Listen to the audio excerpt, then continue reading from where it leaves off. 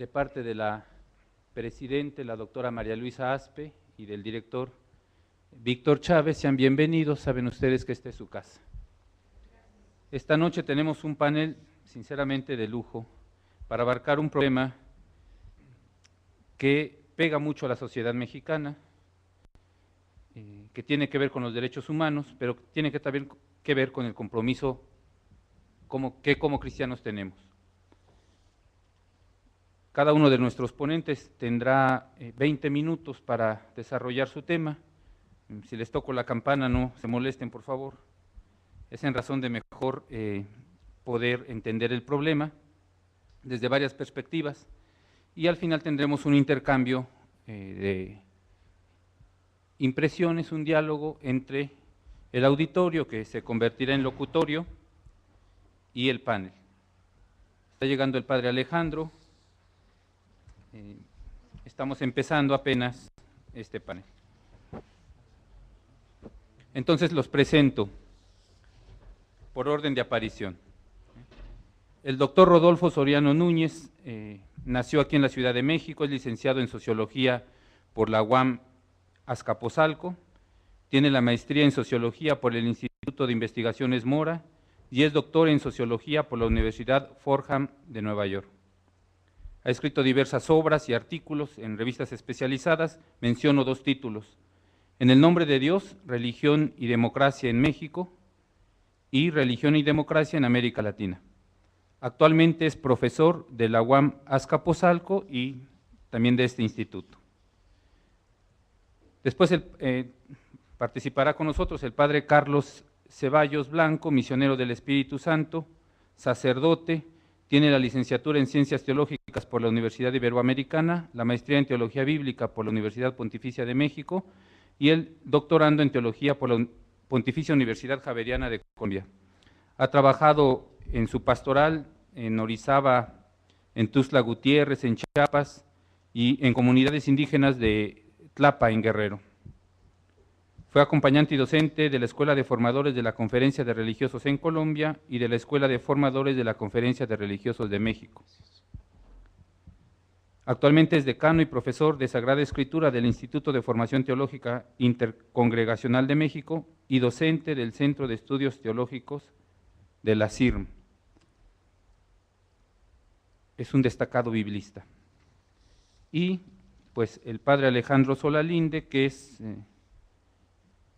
sacerdote y dirige una casa de acogida para migrantes, Hermanos en el Camino, en Ciudad Ixtepec, Oaxaca. Muchas gracias a todos por su presencia.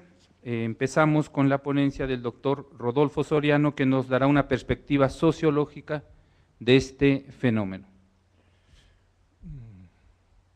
No sé si pudiéramos prender el proyector.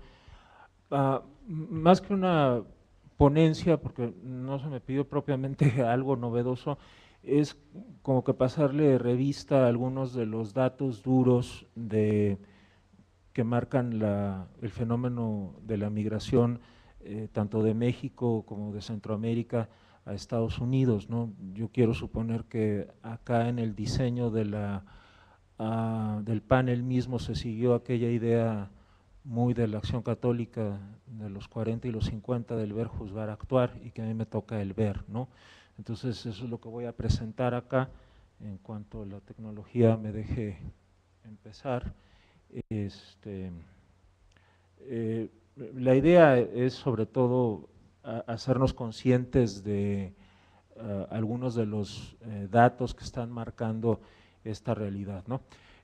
Si nosotros pensamos de manera menos apasionada y sobre todo liberándonos de muchos de los vicios del nacionalismo mexicano que tanto daño nos hacen, tanto para entender cuál es el papel que desempeñan nuestros hermanos mexicanos como el que desempeñan nuestros hermanos centroamericanos en Estados Unidos, lo que podemos ver es que las migraciones tanto de México como de Centroamérica, e incluso yo diría que buena parte del Caribe, tanto del Caribe hispanohablante como del Caribe angloparlante e incluso también en buena medida de Haití, el Caribe francoparlante, depende por lo menos, no pretendo enumerarlos todos.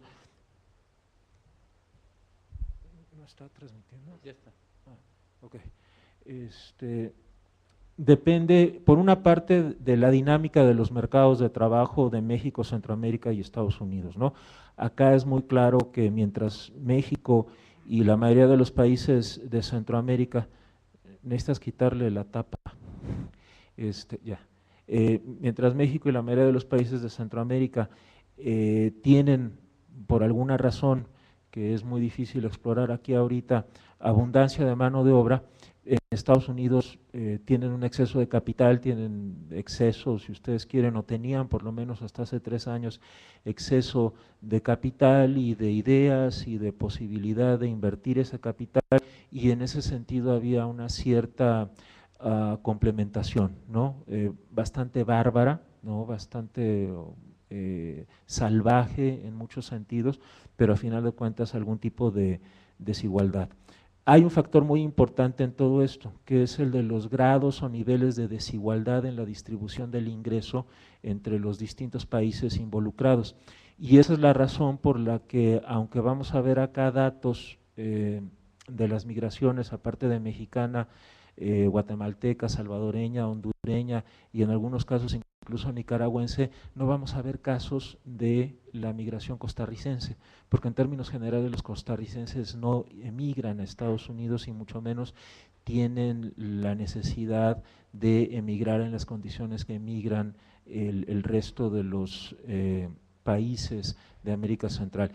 ¿Esto es porque Costa Rica sea un país extremadamente rico? Desde luego que no, ¿no? Los ticos a veces quieren pensar de sí mismos como la Suiza de América Central.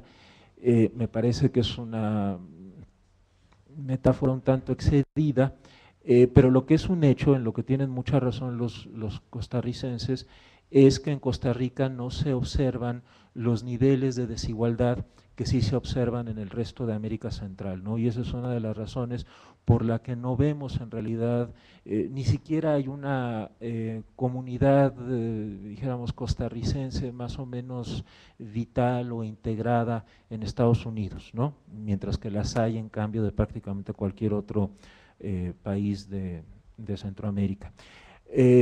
Luego la legislación de los distintos países involucrados, ¿no? Y acá desde luego los dos más importantes son México y Estados Unidos, ¿no? Mientras Estados Unidos mantuvo una política bastante hipócrita de no exigir documentación en realidad a quienes iban a su país a pedir trabajo, y México mantuvo una posición doblemente hipócrita de tener leyes que al menos en el papel eran extremadamente restrictivas, pero no aplicarlas para de alguna manera dejar pasar a toda la gente que quisiera pasar, que fue lo que ocurrió fundamentalmente en los 90 y por lo menos hasta 2005, pues no había mayor problema, ¿no? La migración, este modelo de migración salvaje que hemos vivido, o que se vivió por lo menos desde finales de los 80 y hasta más o menos el 2005 o 2006, más o menos dejaba satisfechos a muchos de los involucrados, ¿no? Más adelante vamos a ver por qué los dejaba satisfechos.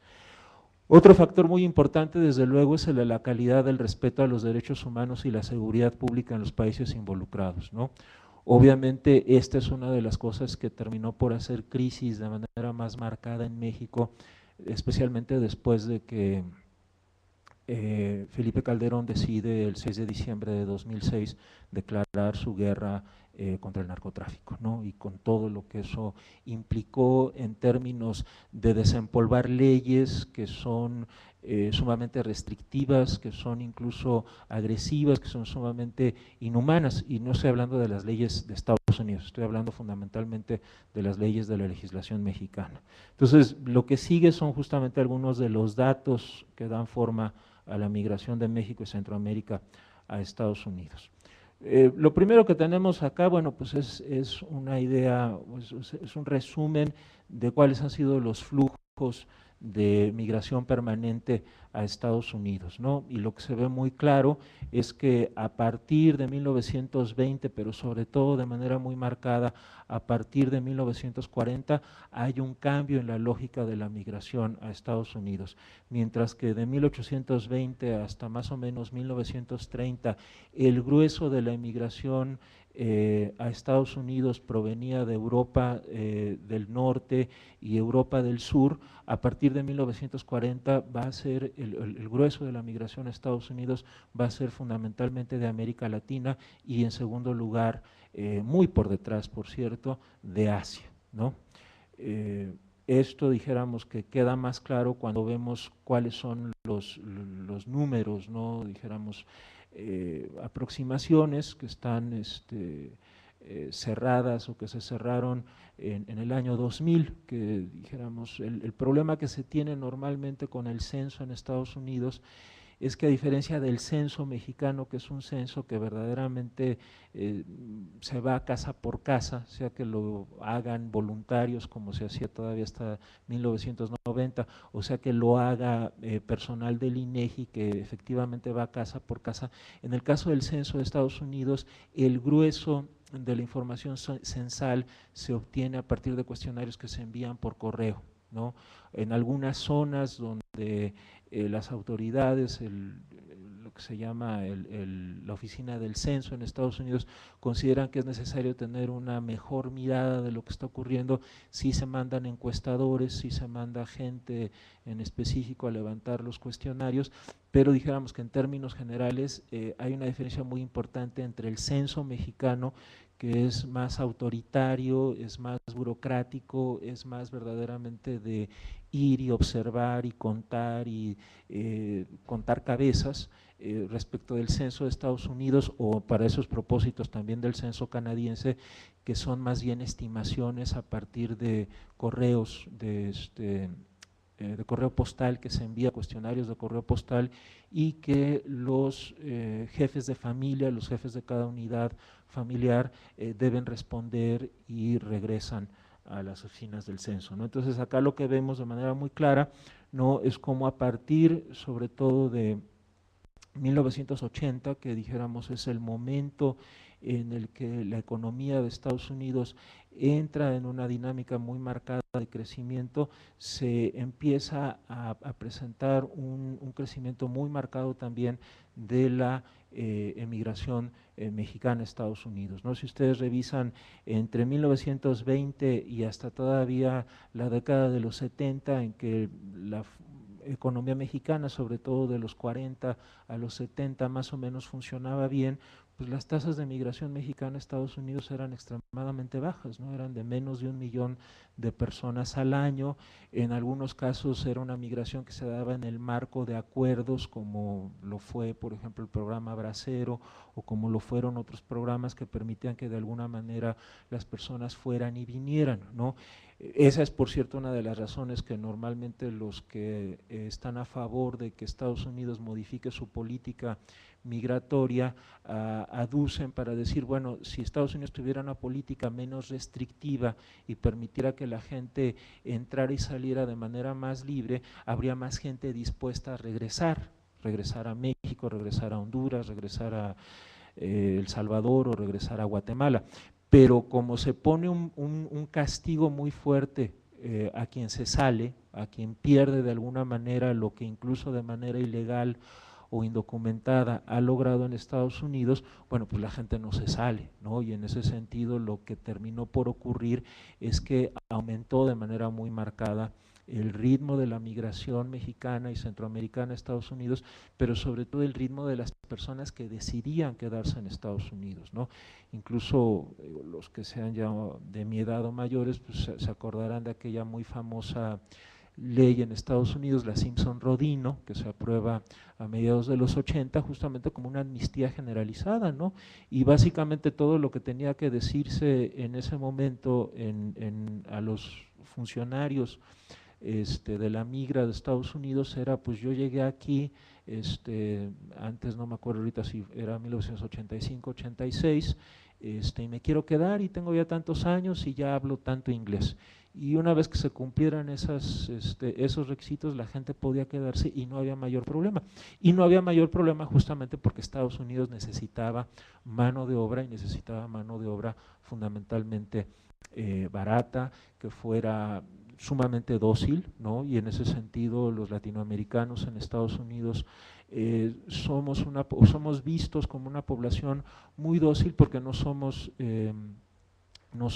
fundamentalistas religiosos, ¿no? En el mejor de los casos, el fundamentalismo se da con personas que se convierten en alguna de las denominaciones del cristianismo más típicamente estadounidense, o de los testigos de Jehová, o del mormonismo, pero no representamos o no planteamos un reto como los que plantean, por ejemplo, algunas otras migraciones a Estados Unidos, ¿no? Que, digamos, en términos generales en Estados Unidos la idea es la de tener siempre mucho temor a lo que ellos llaman la balcanización, ¿no? La balcanización de su sociedad, y para ellos, por muchísimas razones, el factor religioso siempre desempeña un papel muy importante, ¿no? Entonces la migración latinoamericana, de un catolicismo más bien diluido, que ni siquiera llega a ser verdaderamente comprometido como tal, pues no plantea mayores riesgos, ¿no? Si ustedes revisan la gráfica, bueno, pues la población centroamericana más o menos sigue el mismo patrón. Esta que tienen ustedes acá es la población mexicana, las barras que siguen inmediatamente después son la de la población centroamericana. En el caso de los centroamericanos hubo un factor muy importante durante la década de los 70 y los 80, que fueron las guerras civiles, ¿no? Eso activó muchos circuitos de migración que desde luego, o a los que desde luego nosotros como mexicanos no hemos tenido acceso. Gente que, por ejemplo, pedía asilo político, gente que se consideraba que corría peligro, o que en los hechos podía demostrar que había peligro, porque los escuadrones de la muerte de Dabuizón en El Salvador les habían matado a toda la familia, etcétera, etcétera, etcétera.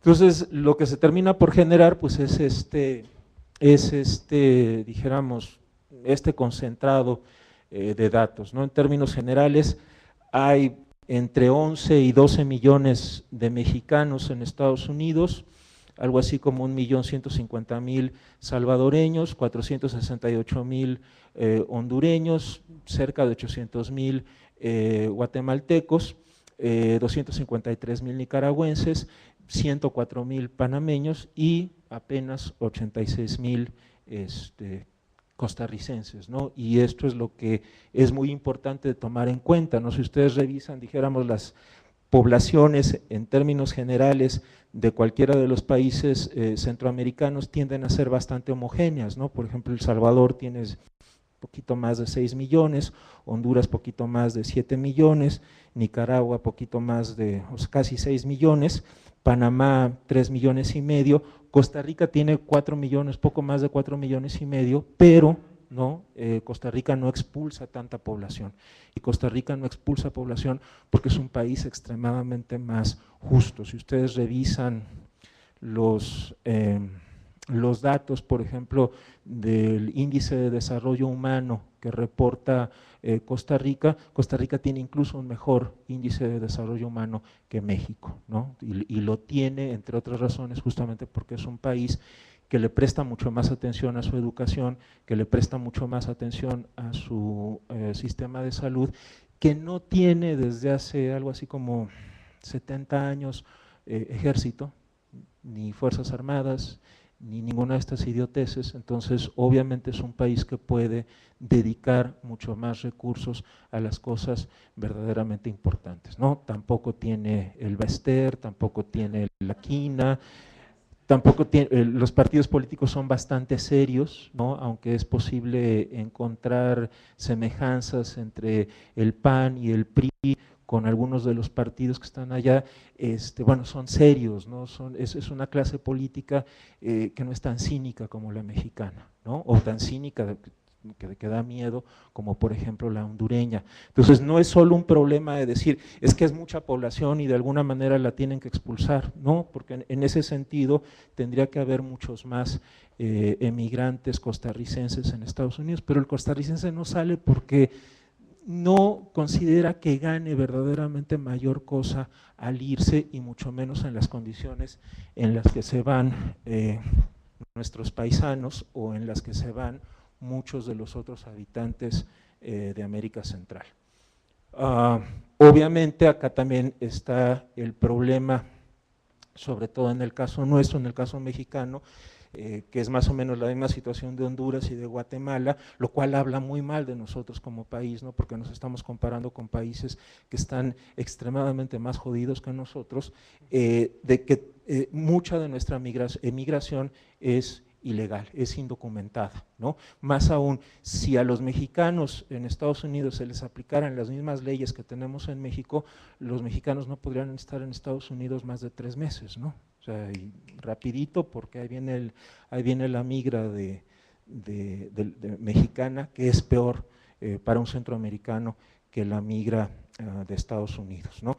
En el caso de El Salvador tenemos una situación distinta por el asunto de la gente que logró conseguir asilo político en el marco de las guerras civiles de los 70, ¿no? Entonces eso es lo que hace que, digamos en términos así muy gruesos, menos de la mitad de los emigrantes salvadoreños en Estados Unidos sean indocumentados, mientras que en el caso de México, Guatemala y Honduras, más de la mitad de nuestros hermanos que viven allá viven sin papeles, ¿no? Ahora, otro dato muy importante, desde luego, es el asunto, bueno, ¿y en qué sector están ocupados los emigrantes respecto de la población nativa, ¿no? Entonces acá tenemos primero con la barra de color amarillo como ocre a los varones mexicanos y centroamericanos, la barra de color azul son las mujeres mexicanas y centroamericanas, la barra de color gris son los varones nativos y la barra de color verde son las mujeres nativas, ¿no? Entonces lo que se tiene aquí de manera muy clara, muy marcada, es que el grueso de nuestros hermanos que deciden emigrar, pues se van a los peores trabajos posibles, ¿no? Los trabajos que son más intensivos en cuanto al uso de mano de obra. Transporte, desde luego aquí es muy marcada la presencia de los varones mexicanos y centroamericanos, construcción y mantenimiento, ¿no? Ventas y secretariales no tanto, servicio no tanto y desde luego administración y profesionales no tanto. Gracias. Sí. Los principales estados de residencia, bueno, pues todos conocemos esta historia, ¿no? Fundamentalmente California para prácticamente cualquiera de las 4 migraciones. Los estados con mayores poblaciones de hispanos, que incluye ciudadanos naturalizados, inmigrantes, inmigrantes documentados e indocumentados, Nuevo México, California, Texas, Arizona, Nevada, ¿no? La frontera fundamentalmente con Estados Unidos. Este es un mapa donde se ubica el porcentaje de nativos mexicanos residentes en Estados Unidos en 2008, ¿no? Es muy claro que es fundamentalmente la frontera con México, la costa oeste y parte de la costa este, y esto tiene que ver fundamentalmente con el hecho que esas son las áreas, las regiones más dinámicas de la economía de Estados Unidos. Yo voy a dejar la presentación acá por si a alguien le interesan un poquito más estos datos, lo puedan entender. Y acá esto es interesante porque vean ustedes el mapa del porcentaje de nativos mexicanos residentes en Estados Unidos y vean ustedes el mapa de las elecciones de hace 2 días, ¿no? Y verán ustedes que las áreas donde gana Obama son fundamentalmente las áreas donde hay más emigración mexicana, ¿no? Y por eso es que ahora sí el gobierno de Estados Unidos va a tener que dar algún tipo de solución en serio al problema de la migración, porque es muy claro que los emigrantes hispanos sí tuvieron la fuerza para movilizarse en esta coyuntura. El tema de las remesas, que es fundamental en todo esto, ¿no? Vean ustedes cómo creció, ¿no?, los flujos documentados de remesas. Obviamente aquí hay una cifra negra, ¿no?, que no sabemos qué onda, pero dijéramos, estas son las cifras oficiales que el Banco de México reconoce de la migración, ¿no? Y pasaron más o menos de 3,000 de 3 millones, perdón, de 3 millones, de 3 mil millones de dólares de Estados Unidos en 1990 a poco más, a cerca de 22 mil millones de dólares en 2010, y eso ya en el contexto de una crisis muy severa que inicia en 2006. Si ustedes comparan qué tan importantes son los flujos de las remesas en oposición o cuando se les ve al lado de otros indicadores económicos fundamentales, bueno, pues las remesas, si las comparamos con el Producto Interno Bruto, es muy poquito, porque es apenas el 3% del Producto Interno Bruto. Pero si ustedes lo comparan con la inversión extranjera directa, es el 157% de la inversión extranjera directa. Entonces, todos esos gobernadores idiotas que se van a gastar Dios sabe cuántos millones de pesos en buscar supuestamente inversiones en Dios sabe dónde, ¿no? Que se van con una corte que parecen faraones en tiempos de Cleopatra, pues obviamente es absurdo, es dinero echado al caño, porque en los hechos la emigración, las remesas de los mexicanos que viven en Estados Unidos es mucho más eficaz en ese sentido para traer dinero a México. Cuando la comparamos con la inversión pública en desarrollo, es decir, lo que Cedesol tanto cacarea, etcétera, etcétera, Cedesol tricolor en tiempos de Colosio y Cedesol azulita en tiempos del señor Heriberto Félix, o sea, es una babosada verdaderamente lo que está invirtiendo el gobierno de México, porque las remesas representan 11.835% de lo que el gobierno de México le mete al tema del desarrollo, ¿no? O sea, las remesas en ese sentido han sido mucho más eficaces para eso. Si lo comparamos con los bienes exportados, es el 10% de los bienes exportados. Si lo comparamos con los servicios comerciales exportados, es el 142%. Estos son datos, por cierto, de la Organización Mundial del Comercio, del Banco Mundial también, para que no crean que son del PRD o del 132 o de algún grupo radical que esté tratando de desestabilizar a México con estas cosas, ¿no? Y lo que les decía acerca de las variaciones y cómo, a pesar de la crisis tan severa que se vive en Estados Unidos en el 2007, de todas maneras las remesas siguen siendo una fuente muy importante de ingresos para este país, ¿no? Estas son las variaciones anuales en el envío de remesas, estos son datos de Banco de México, tampoco son de grupos que estén interesados en desestabilizar al país, ¿no? Entonces, es una imagen verdaderamente lamentable, es una imagen terrible. Hay una parte, desde luego, que no pude abordar porque no me da tiempo, que es todo el tema de la legislación mexicana. La legislación mexicana es como para que todos nos muriéramos de la vergüenza, ¿sí?, de ser tan racistas, de ser tan profundamente insolidarios como somos como país, ¿no? Porque la legislación mexicana es mucho más injusta, es mucho más brutal, mucho más desalmada que la legislación de Estados Unidos, incluso la que quieren aplicar en Arizona, ¿no? En México cualquier policía por cualquier razón lo puede parar a uno en una carretera y exigirle documentos. Eso es algo que en Estados Unidos es impensable, incluso con una persona indocumentada, ¿no? Bueno, pues ahí lo dejo. Gracias. Muchas gracias, doctor Soriano.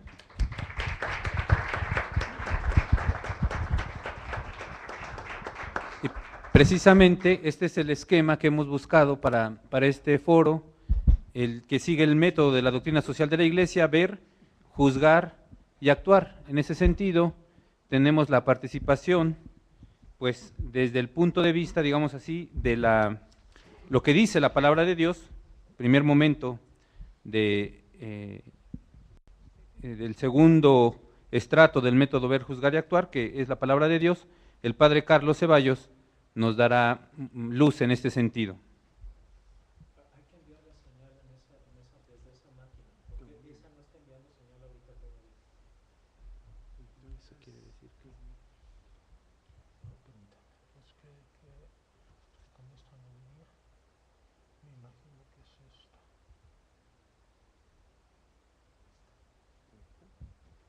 Para que manden las dos. Sí. Sí, pero lo que quiero es que mande a las dos. Ahí está. ¿Quieres esto? Aquel micrófono.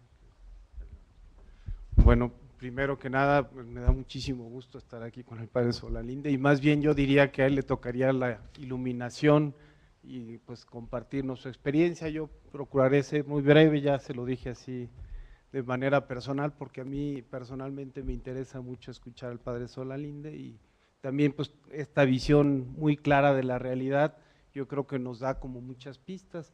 Este tema desde el punto de vista bíblico para mí resulta pues apasionante, porque pues prácticamente yo podría decir que por lo menos desde la perspectiva del Antiguo Testamento, el tema de la migración es un tema presente prácticamente en todo el Antiguo Testamento. Ya veremos cómo en el Nuevo Testamento la visión es distinta, porque la comunidad se convierte en una comunidad realmente incluyente. Hace unos días estaba platicando con una mujer, una judía, que estaba pues así como muy preocupada porque su hermano se iba a casar con una no judía, ¿no? Y era un drama familiar muy grave entre ellos. Y sin embargo, bueno, pues desde el principio el cristianismo supo sortear con el extranjero, con el distinto, pues una manera de participar. Pero bueno, digamos, el primer dato es que en el Antiguo Testamento el hecho fundante, la figura de Abraham, es la de un emigrante, ¿no? Es un emigrante por vocación. Yo quisiera como hacer como una distinción entre el dato teológico, deja tu tierra, tu patria y la casa de tu padre, y marcha donde yo te voy a indicar, como que lo leyéramos también como un hecho sociológico, como un dato de la realidad difícil en la que se enfrentó. Hay estudios sobre todo de la figura de Abraham, en la que se habla de experiencias dolorosas, incluso pues él tiene que salir después a Egipto porque hay una gran hambre en el país. Entonces se podría leer este mismo hecho teológico, que es un hecho fundante y por lo mismo se construye teológicamente, desde una perspectiva también sociológica, ¿no? Yo creo que la experiencia de Abraham es la experiencia de dejar tu casa, tu seguridad, tu patria, tu tierra, tu lengua y todo lo que tú conoces a una edad muy avanzada, y entrar en un camino de vaciamiento, en un camino en el que la persona pues se oye muy interesante, pero muy difícil, ¿no? De repente empieza un camino radicalmente diferente. Y lo único que tiene en mente, lo único que hay en el corazón es una realidad futura, esta realidad que aparece simplemente como una promesa, ¿verdad? Y esto es como la condición por excelencia del migrante. El migrante parte sin tener claridad de pues a dónde va a llegar y con qué medios, y tiene la conciencia de que todo su mundo quedó atrás, ¿no? De que todo el dinero y todas las posibilidades que tenían para vivir quedaron en otra tierra, ¿no? Entonces yo quisiera como proponer la lectura de este hecho desde el duelo migratorio de Abraham. Abraham es un doliente que vive también la experiencia de dejar su tierra y de apostar por un futuro, ¿no? En el ciclo de Abraham, que cubre los capítulos 12 a 25 del libro del Génesis, se describe con mucha claridad el sufrimiento del migrante, ¿no? Salió de Harán, atravesó el país hasta el lugar santo de Siquem, de allí siguió hacia las montañas, al este de Betel, después se trasladó por etapas al Negev. En aquella región, dice, hubo una gran hambre, y entonces Abraham tuvo que irse a Egipto. Ahí en Egipto incluso tiene que mentir respecto de su mujer, la presenta como su hermana. Cuando descubren ahí la manera como sorteó la situación, lo echan fuera, ¿verdad? Y él, además de ser una persona que vivió la experiencia de salir de su tierra, siempre se define como migrante.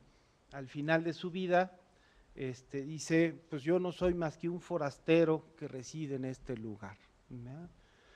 Y bueno, incluso al final de su vida, la promesa que le hace el Señor se convierte en un hijo de su esposa, en otro de su esclava, y la realidad fue que tuvo que pedir la oportunidad incluso de buscar un lugar para sepultar a Sara, y después ser sepultado él también ahí en ese mismo lugar, ¿no? Entonces, quisiera como poner este hecho, porque es el hecho fundante. El credo de Israel está fundado sobre mi padre era un arameo errante, ¿verdad? Después fuimos a Egipto en la necesidad, y bueno, este hecho, esta memoria, es como lo que constituye la identidad de un pueblo. Este es el padre del pueblo, este es el padre, después lo leerá teológicamente el Nuevo Testamento en la carta a los Romanos, es el padre de la fe, ¿no? ¿En qué consiste esta fe, esta apuesta de vivir pues, en una grande inseguridad, ¿no? También pues es muy importante esta escena de la encina de Mambré, ¿verdad? Recuerdan ustedes, es el icono de la hospitalidad. Está Abraham a las afueras de su tienda, justo en el momento donde más sol hay, ¿verdad? Donde en el desierto había como más necesidad de tener un lugar para guarecerse. Y en ese momento ve a aquellos hombres que se acercan y se adelanta, ¿verdad? Es muy importante como ver que Abraham toma la iniciativa, no son los hombres los que piden la ayuda, sino Abraham toma la iniciativa y va por ellos, ¿no? Y luego les ruega, mi señor, por favor, no pases sin detenerte con tu siervo. Es decir, en el fondo se coloca Abraham como alguien que está dispuesto a servir al migrante y que está pues rogándole que pase a su casa. Y en esa escena es donde surge la teofanía y la promesa. Solamente después de ese encuentro con la persona del migrante, del que está en el camino, acontece la teofanía, acontece la presencia de Dios y la promesa. En el Antiguo Testamento el término ger, forastero, peregrino, migrante, huésped, foráneo, aparece 92 veces. Es un referente histórico y también es un lugar teológico. Las dos cosas son muy importantes, es decir, hace presente qué es lo que el pueblo ha vivido y también hace presente cuál es la voluntad de Dios. Es un lugar histórico, pero también es un lugar teológico. Para el pueblo de Israel, pues toda digamos, su vida está construida sobre esta conciencia de creer en la acción de Dios, que se constituye un pueblo, en un pueblo que no era pueblo, en alguien que no era importante a los ojos de otros pueblos, ¿no? Dios tomó la iniciativa y se constituye un pueblo. Entonces, en Deuteronomio, pues este credo muy conocido es un credo histórico, ¿no? Diferente de los credos que nosotros estamos acostumbrados a formular. Nuestros credos son más bien credos formulados teóricamente o teológicamente o desde una perspectiva filosófico-teológica. El credo de Israel es un credo histórico, parte de la experiencia creyente de haber vivido pues como un pueblo errante y de haber encontrado su tierra. Y desde allí la conciencia de que hay un Dios que es misericordioso y cercano y que le acompaña en el camino. En todo el Antiguo Testamento, el Antiguo Testamento está dividido en lo que es la Tanakh, ¿verdad? La Torá, los Nebim, los profetas, ¿verdad? Y los Ketubim, los escritos. En toda la tradición del Antiguo Testamento aparecen pues estas expresiones relacionadas con el migrante. Podría uno pensar, bueno, pues en el Código de la Alianza, ¿no? Que es más del lado de los profetas, pues seguramente ahí estará presente. Pero también está en el Código Deuteronomista, que fue escrito después del destierro, también en el Dodecálogo de Siquem, que también fue escrito en el mismo contexto, e incluso en la Ley de Santidad, que se escribe mucho tiempo después, ya una vez que se ha reconquistado la tierra, que el pueblo ya tiene otra vez la posesión después del destierro, y que surge propiamente el judaísmo. En el libro del Levítico aparecen mandamientos en relación con los migrantes. Desde luego aparece en la predicación profética y en varios de los textos de la sabiduría. Hay salmos muy hermosos en donde se habla de esta presencia del migrante. ¿Vea? Podríamos decir que entonces en el proyecto de Dios hay como una afirmación fundamental. El inmigrante tiene todos y los mismos derechos del nativo. Esto es como, y no pasa por su condición legal, no pasa por su condición tampoco histórica, incluso en una visión de Israel, que era un pueblo muy metido en ellos mismos, la conciencia de haber vivido esta experiencia se convierte en algo fundamental. Es más, podríamos dar un paso mayor. El derecho de Dios es el derecho de los pobres. El derecho de Dios es el derecho de aquellos que no tienen. Y por lo mismo, entonces se constituye en una triada que aparece en todo el Antiguo Testamento. El migrante, ¿verdad?, el huérfano y la viuda. Ahí el huérfano se tapó tantito, pero es abajo de…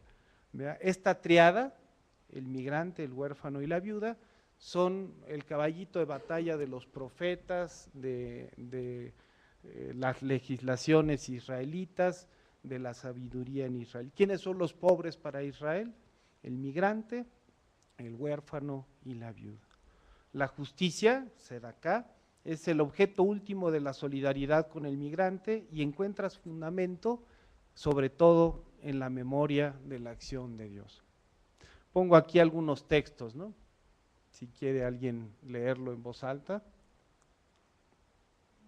Porque el Señor, vuestro Dios, es Dios de dioses y Señor de señores, Dios grande, poderoso y temible, que no hace acepción de personas ni acepta soborno. Él hace justicia al huérfano y a la viuda, y muestra su amor al extranjero, dándole pan y vestido. Mostrad, pues, amor al extranjero, porque vosotros fuisteis extranjeros en la tierra de Egipto. ¿Alguien más? No se ve también. No primas al jornalero pobre y necesitado, ya sea uno de tus conciudadanos o uno de los inmigrantes que habita en tu tierra y en tus ciudades. En su día le darás su jornal antes de la puesta del sol, porque es pobre y ha puesto su corazón en él, para que él no clame contra ti al Señor y llegue a ser pecado contra ti. Cuando sigues la mies de tus campos, si dejas en él olvidada una gavilla, no volverás a buscarla, será para el emigrante, el huérfano y la viuda, a fin de que Yahvé tu Dios te bendiga en todas tus obras. Cuando varees los olivos, no harás rebusco, lo que quede será para el emigrante, el huérfano y la viuda. Cuando vendimies tu viña, no harás rebusco, lo que quede será para el inmigrante, el huérfano y la viuda. Recuerda que fuiste esclavo en el país de Egipto, por eso yo te mando hoy cumplir esta ley.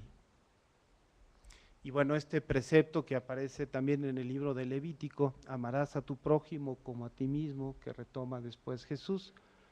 Cuando un emigrante va poniendo varios ejemplos en el texto y al final dice, cuando un emigrante se establezca con ustedes en el país, no lo opriman, será para ustedes como un nativo más, lo amarás como a ti mismo, porque migrantes fueron ustedes en el país de Egipto, yo Yahvé te lo mando.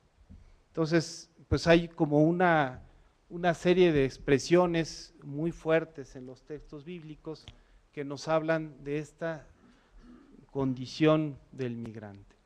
¿Qué pasa en el Nuevo Testamento? Lo primero que podríamos pensar es, bueno, vamos a echarle números como le hicimos en el Antiguo Testamento. ¿Cuántas veces aparece la palabra migrante o inmigrante en el Nuevo Testamento? Bueno, pues aparece solamente 4 veces con esta expresión paroikos, ¿verdad?, o 3 veces con esta expresión paraepidemos, que son términos para hablar sobre el advenedizo, el extranjero, el emigrante, el transeúnte o peregrino. Entonces podríamos decir, bueno, pues entonces no es un tema importante del Nuevo Testamento. Sin embargo, la realidad social del emigrante no está ausente en el Nuevo Testamento, ni en el mensaje de Jesús. Está como muy presente en la vida de las primeras comunidades y especialmente pues en las comunidades petrinas, que son comunidades ya del siglo II, ¿no? ¿Qué podríamos rescatar en este sentido del mensaje de Jesús? ¿Cómo podríamos hablar de Jesús con el migrante, ¿no? Bueno, Jesús optó por la inclusión y relativizó las normas y las costumbres que separaban al pueblo judío de los demás y que los separaban injustamente de los otros pueblos como judíos, ¿verdad? En concreto, le dio durísimo a la ley de la pureza, que es una parte del libro de Levítico, que construye la visión de Dios como si fuera un Dios celoso y que vela por sus propios derechos, ¿no? Y esta visión un poco de lo puro y lo impuro, ¿no? Tocó a los impuros, comió con pecadores, se introdujo incluso en un territorio que era de los paganos, convivió con alguna gente que era impura, los ciegos, los cojos, los sordos, ¿verdad? Luego, pues podríamos ver sus parábolas. En todo su mensaje aparece siempre como un dato fundamental la hospitalidad, ¿no? Los deberes hospitalarios que no cumplieron los fariseos los reclama inmediatamente Jesús, ¿no? Hay que hospedar al que llega de improviso en la noche y molesta pidiendo una ayuda, ¿recuerdan ese texto, verdad? Para convocar al banquete escatológico del reino, pues ya no fueron encontrados dignos los invitados. ¿En dónde se convoca a los nuevos? En el camino, ¿no? Allí están los del reino, los que no pueden pagar el favor, los que simplemente se les hace un bien por convidarlos al convite del reino. También podríamos encontrar varios episodios en los que Jesús se relaciona con los extranjeros, son muy pocos porque Jesús fue un buen judío y hasta la fecha el judaísmo todavía tiene ciertas reservas con los, no a ayudar al inmigrante, sino sobre todo con los que no son de su pueblo, ¿no? Hay como una solidaridad muy vista primero con los del pueblo, del propio pueblo judío, ¿no? Y además suponía como una visión teológica diferente el entender este papel del extranjero en el reino. Sin embargo, Jesús aparece en varias ocasiones criticando algunos de los preceptos de la ley respecto de los extranjeros, con el endemoniado de Gerasa, ¿vea? Después en la confesión del centurión, ¿vea? Es muy fuerte cuando le dicen, en verdad no he encontrado fe tan grande en el pueblo de Israel, ¿vea? Hablando de un extranjero, reconocer que por la fe que había tenido este centurión era más grande que la de Israel. O también continuamente se habla de los samaritanos que eran extranjeros, ¿no? Como en el caso de los leprosos, ¿vea? El único que regresó a alabar a Dios fue el extranjero, ¿se acuerdan de los 10 leprosos curados, ¿no? O pues el caso de la conversión de Jesús con esta mujer cananea, considerada pagana, que Jesús después de, ¿se acuerdan ese pasaje, no? Y bueno, los niños y los perritos, y termina diciendo, mujer, qué grande es tu fe, ¿no? Y en ese momento hay una conciencia distinta, ¿no? Elige una mujer samaritana para revelarse como Mesías. En el camino del resucitado, en el Evangelio de Lucas, aparece como forastero, caminando con ellos, etcétera, ¿no? También podríamos leer las bienaventuranzas en esta clave, ¿vea? Dichosos los indigentes, porque ellos heredarán la tierra. Se habla de todos los que son indigentes y que no tienen tierra, ellos son dichosos, ¿verdad? También pasajes de la vida de Jesús, por ejemplo, es muy leído en este sentido el pasaje de la huida a Egipto. Incluso algunos dicen, bueno, por ahí podríamos hablar también no solo de Jesús niño, sino también de Jesús migrante, o podríamos entender muchos elementos. La condición de Galilea, Galilea es la tierra más alejada, la que está en las orillas, la que es menos importante para el centro, en donde hay mucha migración, como hoy nuestro Chiapas, ¿verdad? Y también pues la carta magna, porque tuve hambre y me diste de comer, tuve sed, me diste de beber, era extranjero y me recibiste, estaba desnudo, etcétera, ¿no? Bueno, otro dato importante es qué pasa en las comunidades cristianas. Pentecostés igual es un hecho teológico, significa la abolición de todas las fronteras culturales, ¿verdad? Desaparece la Babel y aparece allí el hecho de que el Espíritu convoca una comunión en la diversidad. Ya no hay necesidad de que haya un traductor, sino la comunión es la que genera la posibilidad del encuentro independientemente de las condiciones. Esta es una lectura teológica, los Hechos de los Apóstoles sobre todo leen un hecho teológico y desde allí interpretan la vida de la comunidad, ¿no? Nadie pasaba necesidad, todo lo ponían en común, etcétera, ¿no? Tenían un solo corazón, una sola alma. Este es el dato teológico. Y la pregunta sería si esto corresponde a un dato sociológico, histórico, si así sucedió o es nada más un romanticismo, ¿no? Pues hay tres datos sociológicos importantes para decir que esto tiene una base histórica. Lo primero es que la comunidad cristiana convocó a gentes de muy diversa procedencia, favoreciendo una comunión y una participación. Allí había de todo tipo de gentes de todas las clases sociales y de todos los grupos existentes, ¿no? Muchas personas que estaban en esta situación de la diversidad. Luego también que los modelos sociales, los modelos de socialización que existían en aquel momento, que eran la casa, que eran las asociaciones voluntarias, que eran los grupos de comerciantes, etcétera, en todos ellos también entró el cristianismo, pero sin cumplir todas las normas de esa casa. Por ejemplo, la casa era fundamentalmente patriarcal, ¿no? Y sin embargo en la comunidad cristiana muchas mujeres estaban al frente de las comunidades. Incluso hay una que le llama Pablo en la carta a los romanos a Juna, le llama apóstol, ¿no? Y dice uno, bueno, entonces rompe con la visión patriarcal, ¿no? Sin embargo, acepta y funciona desde la casa, fundamentalmente son iglesias de casa, ¿no?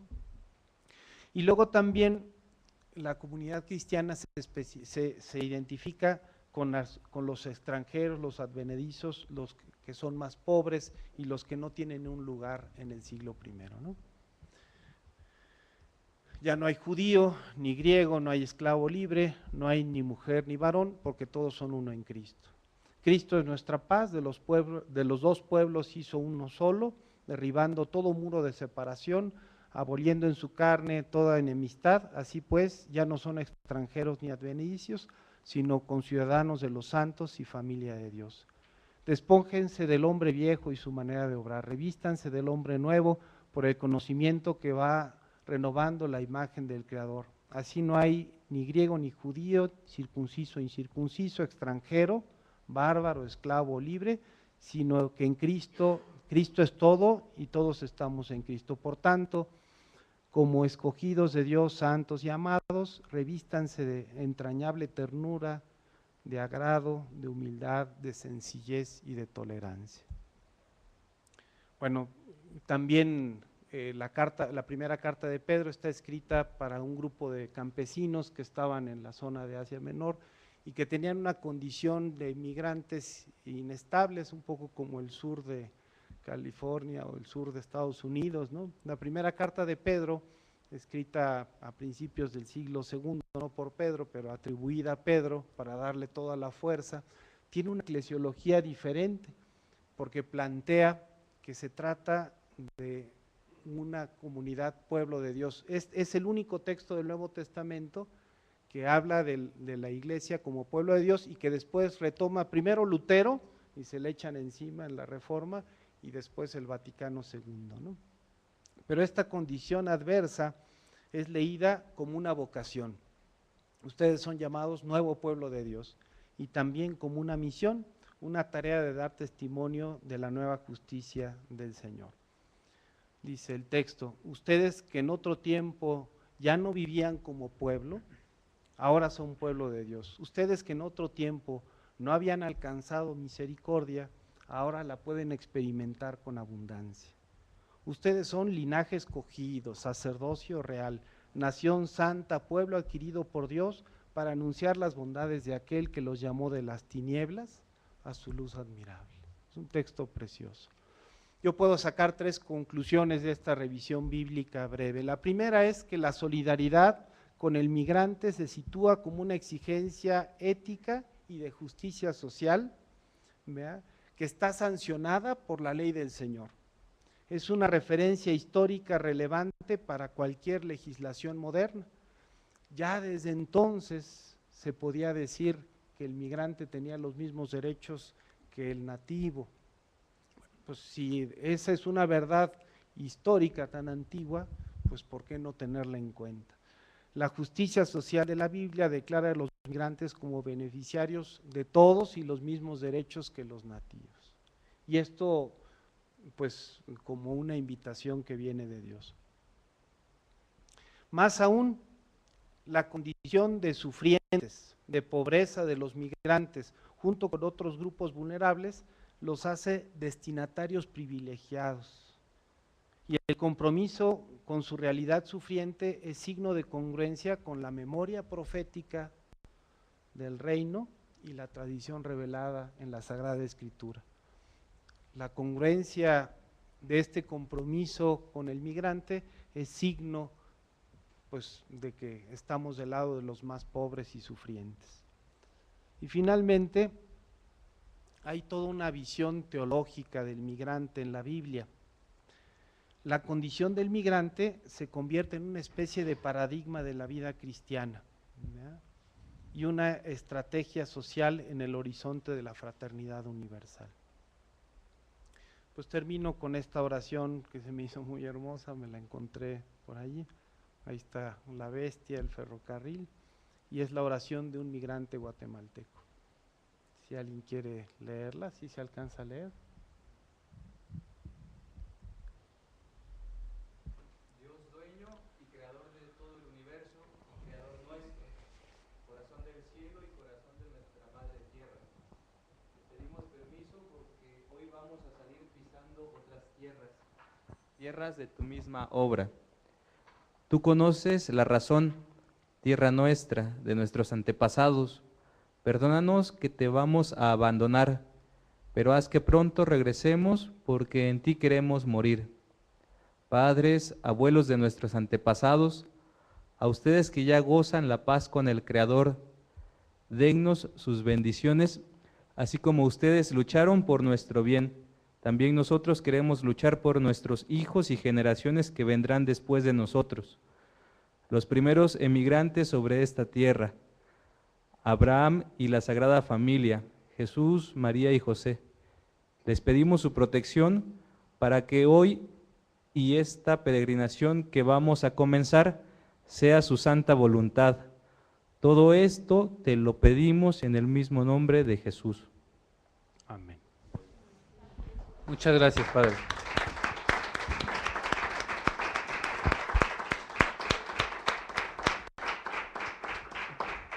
Muchas gracias por esta profundización. La palabra de Dios siempre ilumina y nos da esperanzas también y ánimos.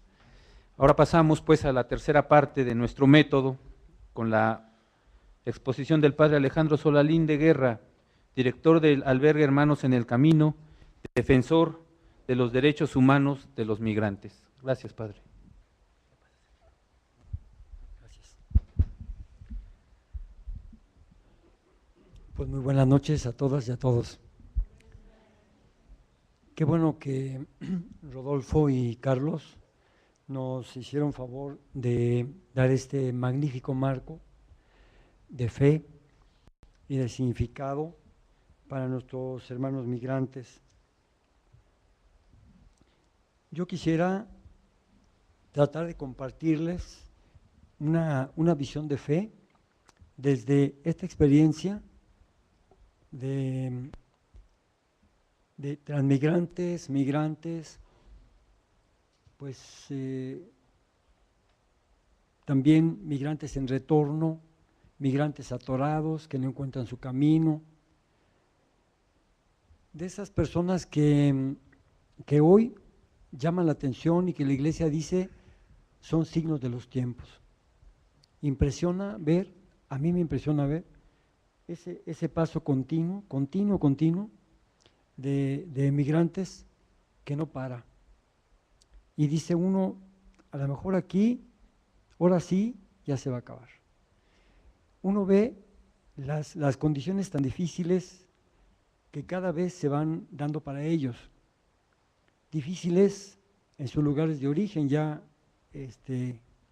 Rodolfo habló de eso, y es difícil que en sus lugares de origen encuentren las condiciones mínimas para tener una vida humana. Hablo en general. Ahorita voy a hablar un poco de las mujeres. El hecho de salir ya de sus comunidades de origen, sus países, significa una violencia. Es una violencia. ¿Por qué tienen que salir? ¿Por qué tienen que dejar su tierra? ¿Por qué? Y tal pareciera que salen y a nadie le importara. Nada más del Salvador, están saliendo 700 personas diariamente del Salvador.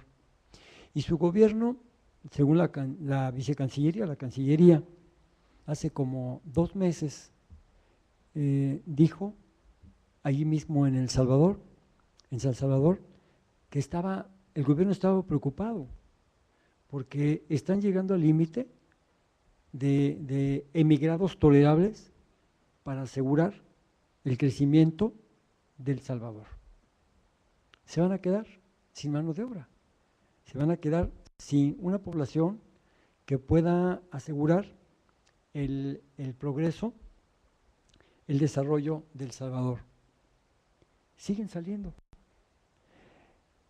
Yo un día, me gusta decir esto porque es terrible. Cuando ustedes se acuerdan que el presidente Calderón hizo unos operativos, primero debutó en Michoacán, luego siguió en el sur, en la frontera sur, y durante un tiempo estuvo reprimiendo el flujo migratorio, indirectamente, porque al estar haciendo ese operativo, ellos no venían, y los pocos que estaban, pues migración los repatrió. Entonces, ahí se detuvieron.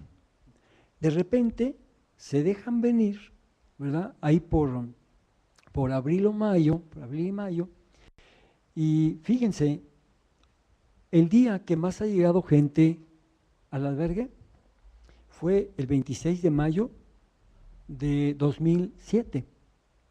Llegaron 2,000 migrantes en un solo tren. Al albergue, afortunadamente, nada más entraron 1,200 personas. 800 se quedaron allá. Yo les digo esto porque era una acción completamente obstructora del flujo migratorio, y los migrantes sabían que no podían ir. De repente nos hablaban por teléfono, ¿verdad? Y nos decían, ya hay paso, es lo que decían ellos, o no, para pasar. Ellos seguían pasando, sin embargo, llegó un momento que migración fue despiadada con ellos, fue despiadada. Yo les digo esto como antecedente de lo que de mi reflexión.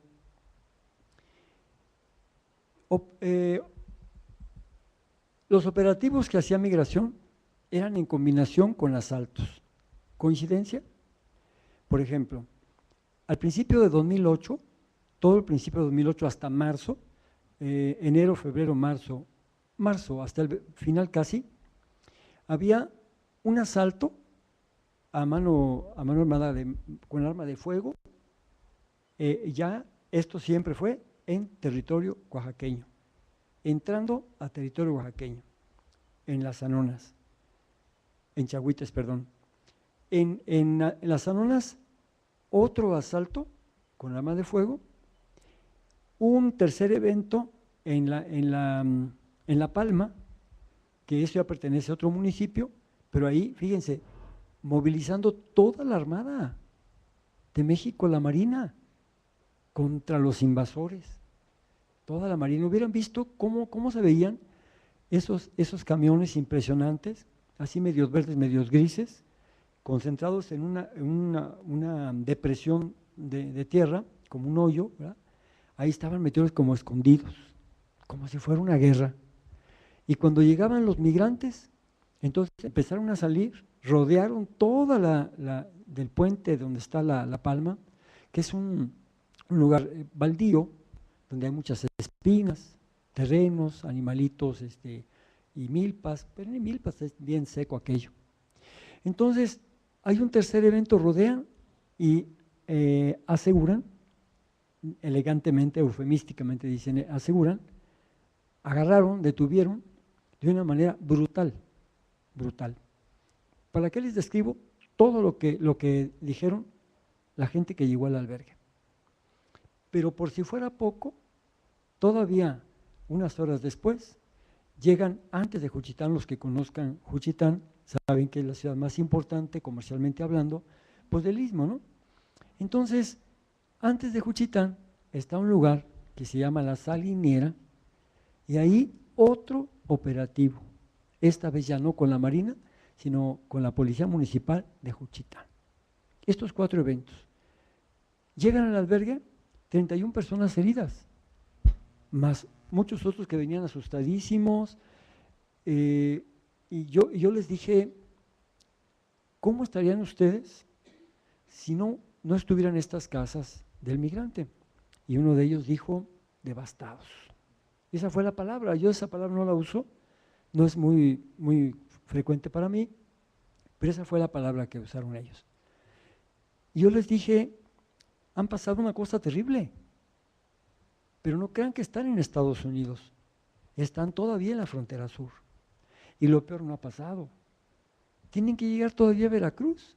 A 4 horas de aquí en tren, los están esperando los Zetas para que los secuestren. ¿Qué van a hacer? Yo les decía, ¿qué van a hacer? Y decía uno de ellos, no, pero Dios va con nosotros. Fíjense, el sentido de la fe. Que ahorita les voy a hablar de eso. No, es que Dios va con nosotros. Sí, va con ustedes, pero a pesar de que Dios va con ustedes, también los están esperando los Zetas y los van a secuestrar. ¿Qué van a hacer? Y dicen, pues seguirle. Esa fue su expresión. Cuando yo puedo ver que los migrantes al principio, los primeros años, pasaban varones mayores y después muchos jóvenes, y después empezaron a pasar mujeres, y después empezaban a pasar niños no acompañados, familias, y hasta niños casi solos, fíjense, porque ya el papá se había ido a Estados Unidos, no sé si sabían de él o no, la mamá también se había ido, lo habían dejado con la abuela murió, ¿verdad? O la tía se cansó de atenderlos y se fue también. Entonces, esos niños iban así. Yo me he preguntado muchas veces, ¿cómo poder explicar no me gusta llamarle fenómeno, este acontecimiento de la migración? ¿Cómo explicarlo? ¿Quién les pone un chip para ponerlos de acuerdo y que vayan al norte? ¿Quién les da ese valor para que a pesar de todo lo que sucede, sigan? ¿Cómo explicar que personas que han pasado una y otra vez, siguen pasando hasta que se quedan o se quedan en el camino?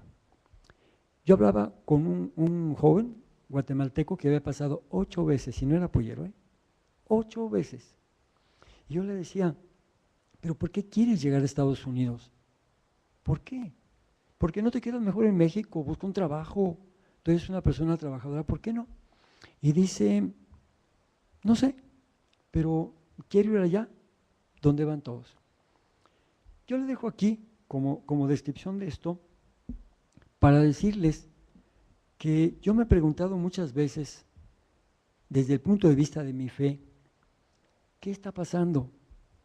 Me queda claro que hoy, al igual que ayer, en América, en Centroamérica, como en todos lados, al igual que en Egipto, también hay una gran explotación, una gran explotación. ¿Y para qué hablamos de Egipto? Si ahora fui a la Cámara de Diputados, ya estaban aprobando esa ley infame. Y estaban llegando a acuerdos, ¿verdad? El PAN y el PRI, para no tocar a los sindicatos. Yo digo, no tocarlos es dejar la impunidad, dejar la opacidad. No tocarlos es hacer como una excepción, ¿verdad? En la búsqueda de la transparencia. ¿Por qué permitir que siga la oscuridad. Digo, ¿quiénes son los beneficiarios? Obviamente los patrones, obviamente los empresarios, aunque ellos no quieran, aunque sean unos muy buenos, pero son también beneficiarios. ¿Y quiénes son finalmente los que llevan la carga de la explotación? Los trabajadores, los pobres. Así como sucedía en Egipto, que cada día las cargas eran mayores, era más dura la servidumbre, es la palabra correcta, la servidumbre. Así también aquí, cada día al trabajador se le quita más prestaciones, se le quita más su derecho a una calidad de vida humana a la que todos tenemos derecho. Pero ya no hablemos de calidad de vida en el caso de los migrantes. Hablemos de la subsistencia, ya nada más de eso. Fíjense que en el contexto actual, no hablo nada más de la migración, sino en el contexto actual, las mujeres están viviendo, les tocó vivir todavía, después de 2000 años de cristianismo, en un contexto machista, un contexto donde todavía no, el varón, y creo que tampoco las mujeres, muchas mujeres, no han entendido todavía la aportación tan específica, el don de ser mujer que tiene la mujer para enriquecer la vida, la humanidad, y también para hacer una complementación que daría una calidad existencial a todos nosotros. La mujer, ahí está, si no, no hubiéramos nacido, pero no la hemos integrado, no la hemos entendido como ese don de ser mujer. En este contexto, y sobre todo en este país terrible, de tanto feminicidio, en todos lados, no nada más en Chihuahua, en el Estado de México es terrible. Uno puede ver, bueno, ¿por qué ese odio contra las mujeres? ¿Por qué? Es un odio de género, un desprecio. ¿Por qué tiene que meterse la ley para asegurar una equidad de género? Porque si no, esa fuerza, el varón no les reconoce eso. Vivimos la cultura así. Vivimos una cultura de más imbuida y también pues influenciada por la parte religiosa católica, lo que le toca a la Iglesia Católica, que en este caso también tiene una parte también patriarcal y machista, y también excluyente. En este marco nos podríamos preguntar, la mujer sigue pasando, el hombre sigue pasando, pero fíjense, aunque todos sufren, la mujer no saben todo lo que le pasa. La mujer en su lugar de origen sufrió el machismo a ultranza de su cultura, de los países de origen, sin esperanza de que sus leyes la apoyaran, su iglesia la apoyara, la familia los agreden y las hacen como una mercancía. Yo les puedo asegurar que yo mismo soy beneficiario de ese éxodo y de esa pastoral en la que Dios acompaña a este nuevo pueblo de Dios que va sufriendo, que está fundando y que está caminando como a la nueva Roma para que ese imperio tenga un corazón de carne y para que de verdad no siga solamente religiones, sino siga sobre todo el camino de Dios, que es el camino del reino. Muchas gracias.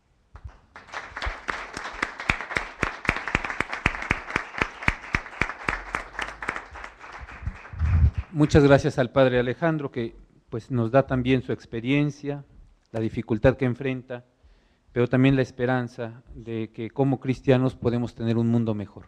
Vamos a abrir una serie de preguntas, les pido por favor, eso sí, brevedad y puntualidad para que podamos enriquecernos más. Vamos a hacer 3 preguntas que las contesten nuestros panelistas y si nos da tiempo hacemos otra serie de preguntas.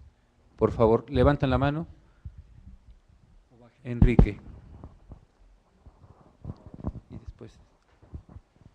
Voy a tratar de ser breve en el planteamiento. Quisiera que me ayudaran a reflexionar sobre el fenómeno de la migración, tomando en cuenta la visión que tenemos de los, no solamente de los que se van, sino también de los que se quedan.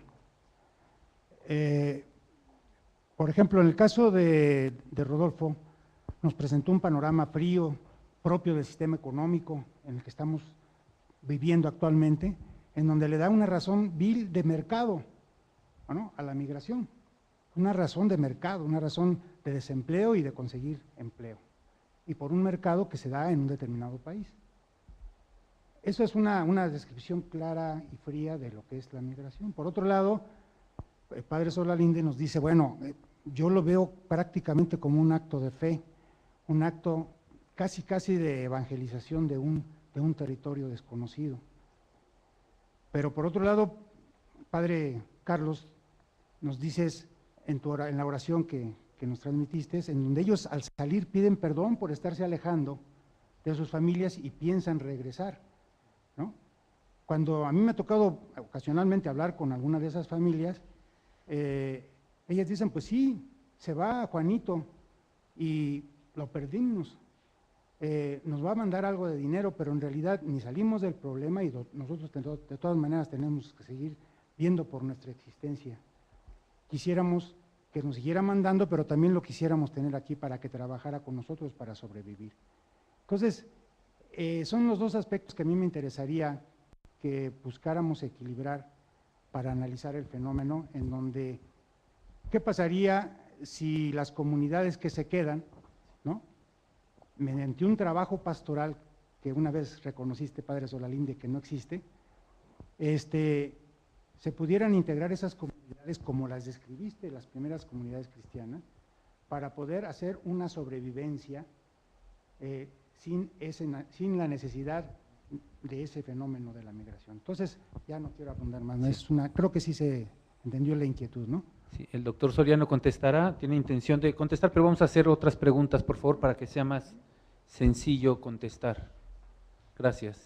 Por acá de este lado, por favor, si levanta la mano. Gracias. A mi padre me llamó muchísimo la atención cómo esta mujer que tuvo todo en contra sale adelante. ¿Qué podemos hacer para meterles a todos ese chip, digamos? Porque yo he conocido a lo largo de mi vida gente que ha tenido todo en contra, sin necesidad de ser migrante, todo en contra, pero sin embargo de repente, yo digo, es la luz de Dios, ¿no? ¿Cómo hacérselas llegar?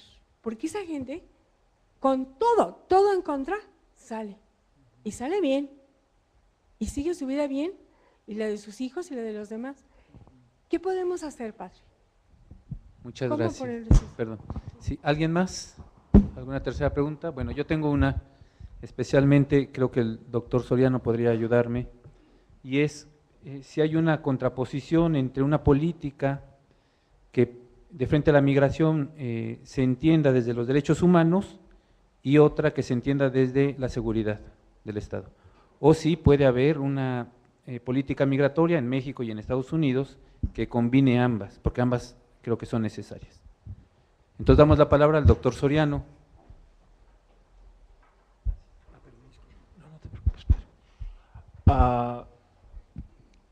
Yo creo que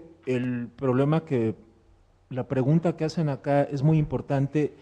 No me fue posible ya hablar más, pero obviamente hay una dimensión política de este problema, que de alguna manera tiene que ver con este asunto que a mí me parece muy peligroso lo que usted dice de meterles este chip, porque el problema es que muchas veces nos enteramos de quienes triunfan y de quienes efectivamente logran vencer todos esos obstáculos, pero esas historias de éxito terminan, que en el mejor de los casos van a involucrar al 1% de los casos, terminan por esconder lo que le pasa al 99% de las personas, que puede ser que mueran en alguna de las cañadas de la frontera entre México y Guatemala, que puede ser que se caigan de la bestia, que puede ser que al llegar a Saltillo los maten, que puede ser que llegando al Paso los regresen. Y es como un juego de serpientes y escaleras perversísimo, que ni al Marqués de Sade se le hubiera podido ocurrir, ¿no? Entonces, esta idea de, no, es que sí, hay que meterles este chip, aguas, porque justamente ese ha sido durante muchos años el argumento con el que no solo no se evitó la migración, sino que objetivamente se alentaba la migración. Y yo presenté la razón por la cual se alentaba la migración. O sea, pónganse ustedes a pensar la bolsa de recursos que implica el que nuestros hermanos mexicanos que están allá, y yo no tengo familia allá, yo viví 7 años allá, pero viví mientras hice el doctorado, no tengo familia, no tengo la experiencia directa de la familia de migrante, pero me tocó conocer a muchos migrantes que estaban allá de manera indocumentada, ¿no? Muchos de ellos llegaron justamente alentados, si no directa, indirectamente, por un modelo de desarrollo económico que los obliga, que los orilla justamente a decir, no, pues mire, es que no hay oportunidades acá, ¿no? Y como estamos con esta idea de somos optimistas y somos triunfadores y estilo núcleo radiocentro y todas estas ondas, hasta de Dianética y por ahí. No estoy diciendo que el asunto acá, no lo tome personal, el asunto acá es que no nada más usted lo dice. O sea, cuando se revisan muchos de los casos en materia de migración, no, simplemente pónganse ustedes a pensar qué fue lo que hizo Vicente Fox cuando crea esta pomposa y ridícula oficina de los mexicanos en el exterior. Justamente va tras uno de estos poquísimos, ¿no? Casos de éxito, y de buenas a primeras crea uno de los muchos castillos en el aire que creó la pareja presidencial del periodo 2006, ¿no? Foxilandia. ¿Y cuál era el sustento de aquello? Era, entre otras, de veras, no lo tome personal. Bueno, por eso, entonces, bueno, ok. Es que esa es distinta. Esa es la clave, esa es la clave. Esa es la clave justamente, y para eso lo que se necesita es cambiar el modelo de desarrollo, y para eso lo que se necesita es una política que verdaderamente responda a las necesidades de esas personas, ¿no? Ahora, el problema fundamental acá de México en este sentido fue que en algún momento Jaime José Serra Puche, que uno de estos Chicago Boys que estuvieron orbitando cerca de Carlos Salinas de Gortari, se le ocurrió decir aquella babosada de la mejor política industrial es no tener política industrial, ¿no? Entonces el país prácticamente dijo, pues renunciemos a cualquier posibilidad de orientar el desarrollo en México, ¿no? Y esperemos a que alguna de las muchas empresas que están interesadas en ocuparnos como trampolín para mandar sus productos a Estados Unidos, vengan e instalen una empresa en México, y ellos son los que van a determinar cuál va a ser la política industrial de este país, ¿no? Y eso fue justamente lo que reventó en buena medida el modelo, porque acá tomen en cuenta ustedes también cómo no es que en los 60, en los 70, en los 50, México haya sido un vergel. México ya era un país bastante desigual en esas décadas, ¿no? Pero los índices, los niveles de migración a Estados Unidos no eran tan marcados como empiezan a ocurrir a partir de los 80, en que el Estado en México renuncia prácticamente a cualquier idea de conducir el desarrollo económico y dice la mejor política industrial es no tener política industrial.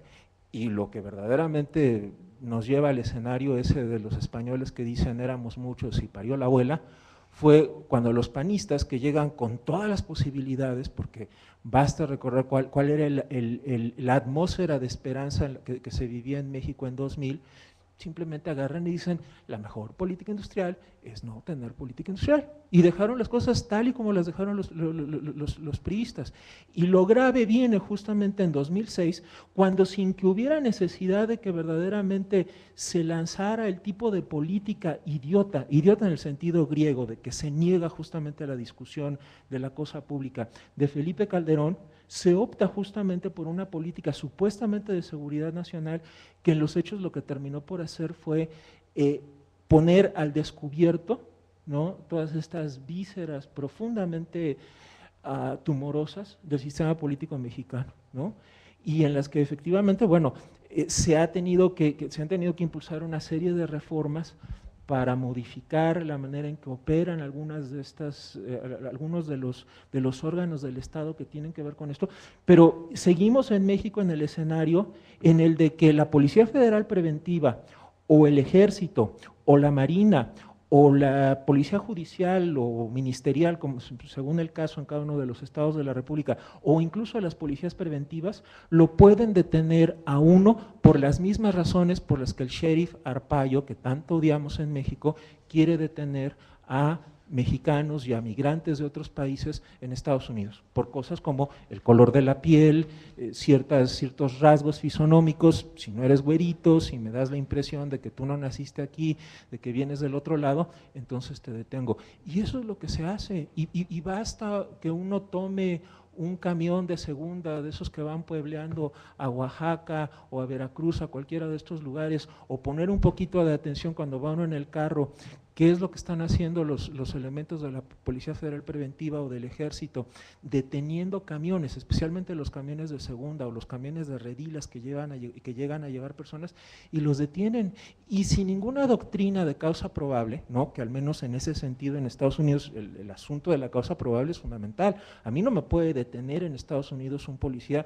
nada más porque le parecí demasiado moreno para su gusto. Tiene que haber una causa probable para que a mí me pueda detener. En México, cualquier policía e incluso el Ejército, ¿no?, lo puede detener a cualquier persona, y lo hacen con los autos, ¿no? Yo viajo mucho y constantemente me veo sometido al interrogatorio de a dónde va, de dónde viene, en qué trabaja, qué hace, a qué se dedica. Y voy solo en mi auto, ¿no? Pero, y se dan cuenta de que se están metiendo con alguien que no les va a aceptar el juego. No quiero ni pensar lo que sucede con muchas de las personas que llegan justamente al albergue del padre o a otros muchos albergues, ¿no? Entonces, en este sentido, el problema es que además de que no hubo una política capaz de que justamente se generara el desarrollo a nivel local para evitar que se estuviera expulsando población, en 2006 se introduce este elemento adicional, ¿no?, que fue una manera como de decirle a Bush, mira, no hay bronca, no te apoyamos mandando tropas a Afganistán, a Irak, como tú querías que hiciéramos en 2002 y en 2005, pero nosotros nos encargamos de cuidarte el patio trasero. Y nadie va a pasar de aquí sin que nosotros lo sepamos. El problema es que ahí Calderón calculó mal la capacidad de respuesta que tenían las policías y las Fuerzas Armadas de este país. Muchas gracias. Sí, el padre quiere tomar la palabra. Bueno, primero quiero contestarte a ti. Fíjate que hay un punto que tú tocaste y una de esas cosas es los que se quedan, ¿sí? Nosotros, los de la Dimensión Pastoral de la Movilidad Humana, del Episcopado Mexicano, tuvimos nuestro 13º taller en Morelia y siempre dedicamos a un sector de migrantes en nuestra experiencia, en nuestra visita, y decidimos ir a buscar, nos repartimos todos los delegados a ir acompañando comunidades de mayor emigración y fuimos a convivir con grupos, con familias de los que se quedan. Y una vez más pude comprobar lo que en mi experiencia yo ya he vivido. Salen los migrantes apoyados por la familia, si es el esposo persignado por la esposa, por la mamá, pues con la esperanza de que vas a estarte comunicando, cuídate mucho, sí. Entonces se van. empiezan mandando dinero, se comunican cuando ya llegan, ¿verdad? Y la comunicación, poco a poquito, va siendo menos frecuente, y menos frecuente, y menos frecuente. Después ya no mandan dinero, después ya no escriben, después ya la esposa, pues sola, ¿verdad? Se quedó sola con los hijos, a ver cómo los va a mantener, empieza a trabajar ella. El esposo ya sabe, quién sabe dónde están, de repente llega la noticia, porque todo se sabe, de que pues ya tiene una pareja, ya está formando una nueva pareja. Esto que les digo, yo quiero compararlo con un dicho que hay en Juchitán, dice, a ver, tira una jícara, un jicapestle, una jícara, a ver, tira una jícara de agua y luego levántala, recógela. ¿Cómo? Lo que les quiero decir es algo tremendo. La emigración en este momento, dadas las condiciones de cerrazón de Estados Unidos, que ya no permite la emigración circular, está dejando prácticamente a la gente adentro y está separando, está desmembrando a las familias. Varias mujeres ya tienen también su pareja acá, ¿sí? Ya tienen. Entonces, esa es una destrucción del tejido social tremendo, y nos decían a nosotros, vayan a ver en qué forma podemos fortalecer el tejido social, reconstruir el tejido social. Esto nos lleva a pensar que lo que está haciendo la emigración como respuesta a la destrucción de este sistema neoliberal capitalista donde vivimos es grande. La emigración no está ocasionando la crisis, es el sistema neoliberal capitalista que está tronando, que ocasiona esa emigración. Y entonces esto nos da una idea de todo lo que se está destruyendo. Verdaderamente nuestro mundo, este mundo que estamos viviendo, se está desmoronando y está empezando otro nuevo. Esa es la verdad de las cosas. Esta violencia que hemos vivido no anuncia más que eso. Y paso a un poquito de tu reflexión. Yo creo que nosotros, pero sobre todo las mujeres, podemos aprender del dolor. Nada que suframos, nada que nos duela, nos deja impunes. Nos deja siempre una enseñanza, un aprendizaje. Yo en la mañana, cuando salimos a desayunar, yo hablé mucho de las mujeres y me gusta hablar mucho de las mujeres porque de verdad son mis maestras, ¿sí? Desde mi madre, y podría decirles toda mi historia. Pero una de las cosas que yo he observado de las mujeres es que tienen una capacidad increíble, de veras, de resiliencia, de aguante, pero un aguante positivo. A lo mejor nosotros somos más amargados, a lo mejor nosotros somos más agrios, nos rebelamos, nos enojamos, nos frustramos y somos más violentos. Ellas no. Ahora que en este año al principio estuve con Cristina, para adelante con Cristina, en Miami. Y yo siempre había querido saber qué pasaba con las mujeres migrantes que pasaban de aquí. Y me encontré 6 mujeres, 5 centroamericanas y una mexicana. A todas les había ido igual, golpeadas, violadas, bueno, una cosa horrible todo lo que ellas contaban. Pero había una, fíjense, una que fue violada por mucha gente en condiciones terribles, y ella llegó a Estados Unidos y llegó embarazada, la embarazaron. Y la primera reacción que le decía a toda la gente, ¿sabes qué? Pues no, abórtalo, ¿por qué no? Y ella dijo, pero es un niño, es un ser humano, ¿qué culpa tiene? Sí, pero toda la vida vas a andar cargando con hijo de la violación y que no vas a saber ni de quién, ni esa forma tan violenta y no sé qué. Y ella valientemente dijo, no lo voy a abortar. Y lo tuvo. Cuando Cristina le pregunta, oye, tú eres muy valiente, tú hiciste eso, sí. ¿Y qué fue de ese niño? Y le dice, ahí en el programa, le dice, ahí está, es aquel joven de 19 años, Jonathan. Ella se volvió a casar, más bien no se había casado, se casó. El papá, desde pequeño, adoptó a Jonathan como su hijo, y ella no pudo ya tener hijos, ya no pudo tener hijos, no volvió a tener hijos ella. Yo me tocó cenar con Jonathan y yo le decía, oye Jonathan, ¿cómo te sientes tú? Porque a esa gente hay que hablarle como ellos están diciendo las cosas como son.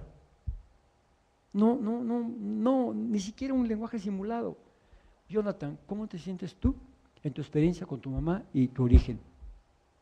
Y me dijo, esto ya lo hemos aceptado y lo hemos asimilado, lo hemos asumido hace muchos años.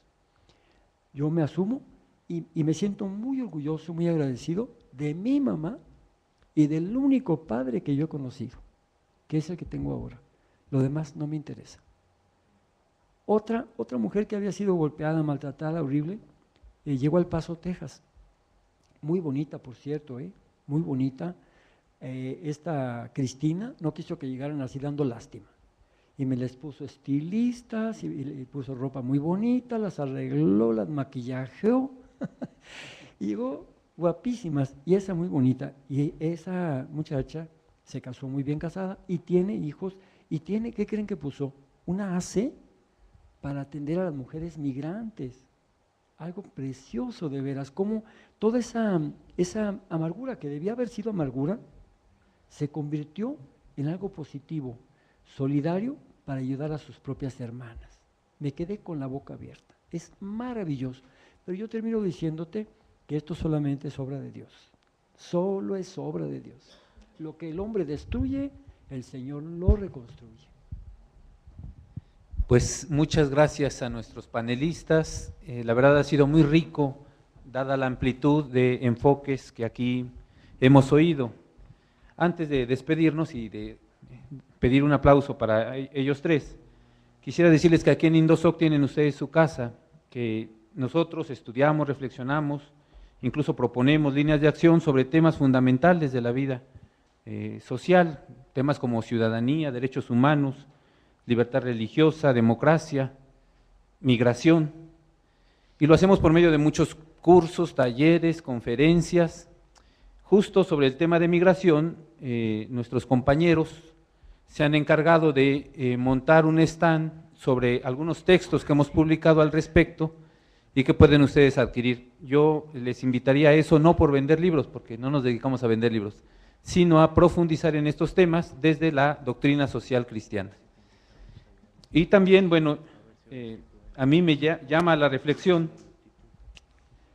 este panel, porque no se trata nada más de caer en la indignación, es decir, los migrantes sufren estas violaciones terribles que sufren a los derechos humanos, sino que también nos llaman a la acción. De nada serviría ser unos indignos toda la vida si no hacemos nada. A propósito, encontraba yo unas líneas de un escritor argentino, no los voy a aburrir, ya estoy acabando, pero quisiera cerrar con estas palabras de Borges, que escribió en un ensayo: cada persona que pasa por nuestra vida es única, siempre deja un poco de sí y se lleva un poco de nosotros. Habrá los que se llevan mucho, pero no habrá los que no nos dejarán nada, siempre nos dejan algo. Esta es la prueba evidente de que dos almas no se encuentran por casualidad, que este encuentro nos haya enriquecido tanto a panelistas como a todos los demás participantes, y aquí tienen su casa en Indosoc. Pido un aplauso para nuestros tres invitados de gusto.